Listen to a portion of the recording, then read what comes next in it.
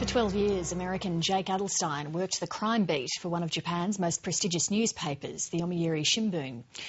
A fluent speaker and writer of Japanese, the job basically took over his life, exposing him to Japan's disturbing underworld, its violent organised crime networks, the abuse of women in the sex districts, even human trafficking. The Yakuza threatened his life when he broke a story that a notorious Japanese gangster had turned informant to the FBI in exchange for a liver transplant in an American hospital. Jake Adelstein has written about his experiences in a book called Tokyo Vice, and he's in Australia for the Melbourne and Brisbane Writers' Festivals. He joined me from Brisbane a short time ago. Jake Adelstein, thank you for joining us. Thank you for having me. How did you come to find yourself a reporter in Japan working on one of the most prestigious Japanese language newspapers? Well, I went to the University of Sophia University in Tokyo as an exchange student. I transferred there, and then I passed the examination to become a newspaper reporter at the newspaper. That's how they hire. I don't know how ABC hires reporters, but in Japan, everybody takes a test. If you do well on the test, you go to the interview. If you pass the interviews, you get a job as a reporter, and they immediately put you on the police beat, which is where I started. And why do they start you on the police beat? Because I think that the Japanese believe that that's the basics of reporting. It's who did what to whom, when, where, and then finally, if you have time, why. The why is the non-essential part of the story as far as Japanese are concerned. That's the last thing. It's the first thing that's going to be cut if there's not enough space in the newspaper. One of the interesting things that leapt out at me was the fact that in Japan, reporters would show up at their contacts' houses in the evening bearing gifts in the hopes that you might be able to get some information. Oh, yeah. I mean, we've become very friendly with the cops, and that is part of the Yomiuri, the evening rounds, is when you go to the officers' homes, you wait for them to come back, and if they like you, you go into the house and you have a couple drinks with them, and while you're pretending to be drunk, then they might leak a morsel of information to you, but the pretext is, we were both drunk, and if I said anything to you about a case that we're working on, I don't remember it. And of course, you can't take notes when you're talking to the cops. I mean, that would be that would be breaking the unwritten rule that you're not really actually sharing information. You also had a lot to do with the criminals. Explain for people who exactly are the Yakuza and how pervasive are they in everyday Japanese life? Okay. One thing I should explain about the Yakuza is that they are not a hidden society in Japan. They're very open. There are 80,000 Yakuza members in all of Japan in a total. The Japanese government recognizes them as groups and designates them, and designated 22 of them as special organized crime groups, and keeps tabs on them and regulates them, but they don't ban them. So, for example, this is a Yakuza fan magazine.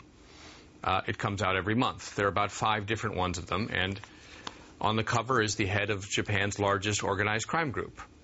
If you open the magazine up, you can see pictures of succession ceremonies and other Yakuza bosses. And these are the top mafia bosses in Japan of the Yamaguchi-gumi. They're ruling over 40,000 people. It's not very secretive. Of course, people also send in their own photos of their tattoos, other Yakuza members, and They always have a section, too, about foreign crime, because one of the things the Yakuza do to justify their existence is they're always claiming that, if it wasn't us, that Japan would be taken over by evil foreigners like myself, and therefore they're serving a valuable function. So you broke a very big story about a Japanese crime lord who travelled to the US for a liver transplant. Tell us about that.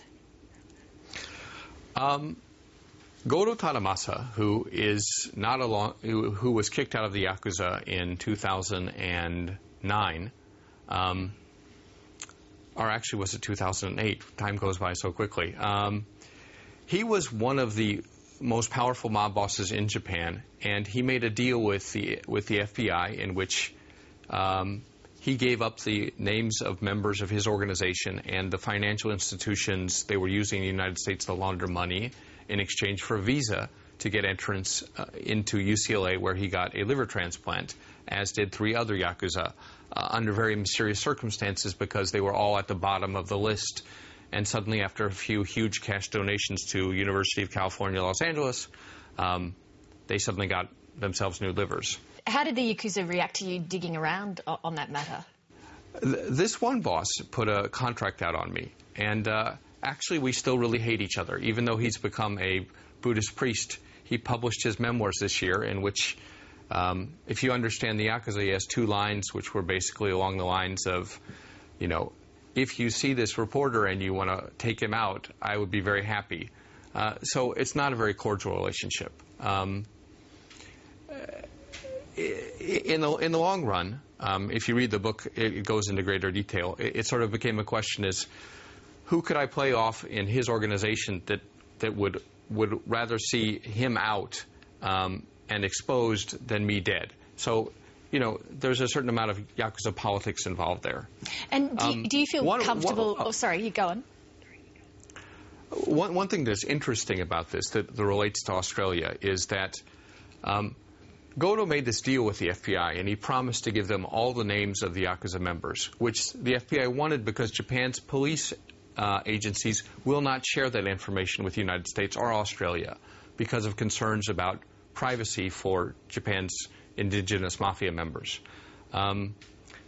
The head of the Inagawa Kai, which is the 3rd largest organized crime group in Japan, tried to get into the United States to get a liver transplant at UCLA, but because Goto had betrayed the FBI, they wouldn't let him in, so he came to Australia in 2002 and got his liver transplant here.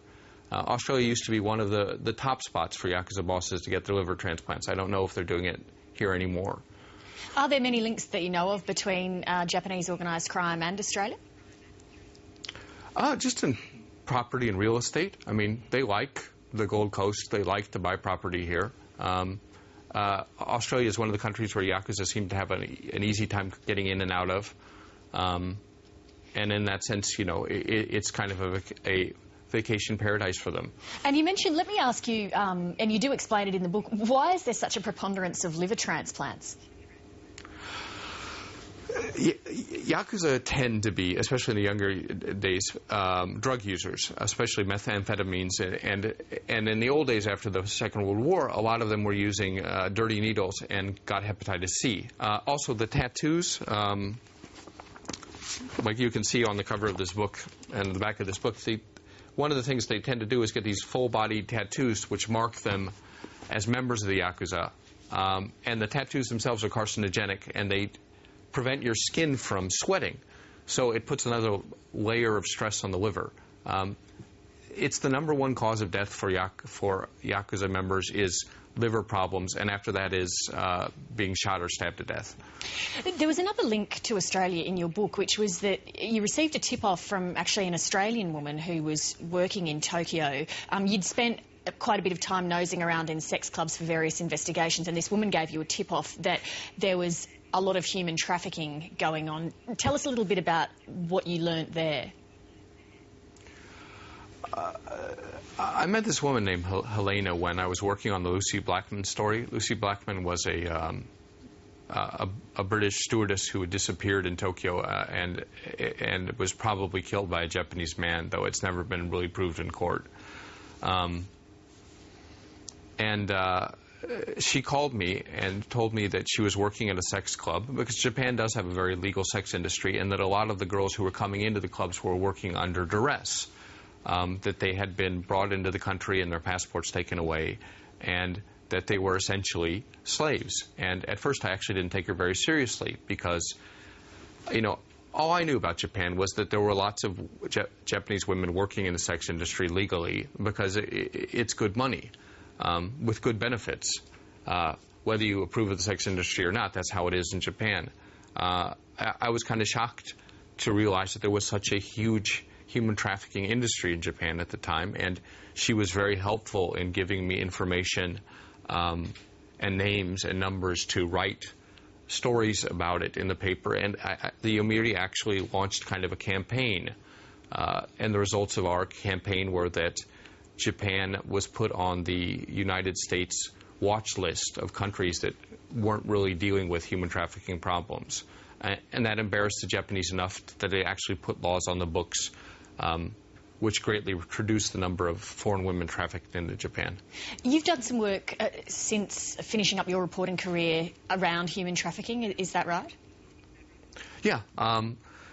I left Japan in 2005, and then the U.S. State Department sponsored a huge study of human trafficking in Japan. And the study that they wanted done was not about the victims, but how does the process work?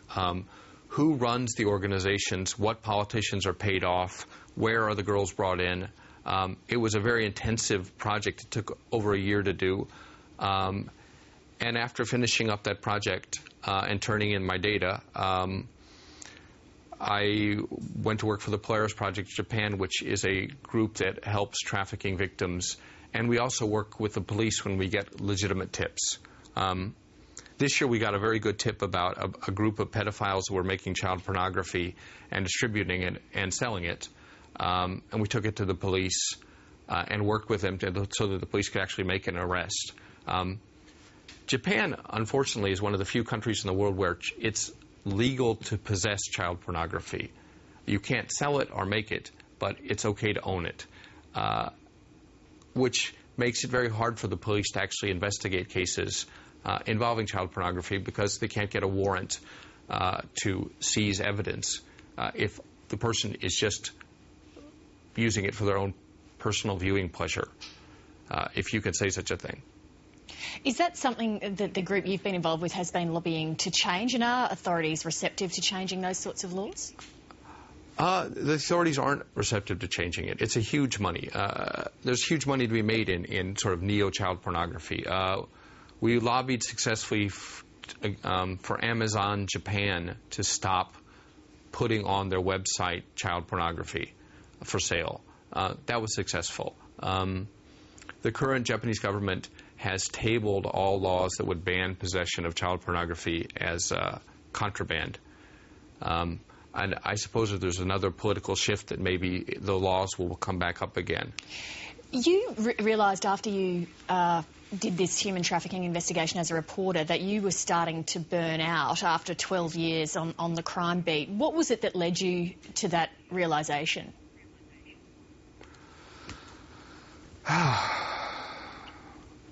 Yeah, I couldn't sleep at night, and then I couldn't forget the stories of the people that I'd met or the victims that I'd interviewed. And at the time, the human trafficking victims themselves were in a very precarious position because if they went to the police, they would be deported as criminals, and the people that had brought them into the country wouldn't be punished because you can't punish someone for a crime if you don't have the witness there because they've already been deported.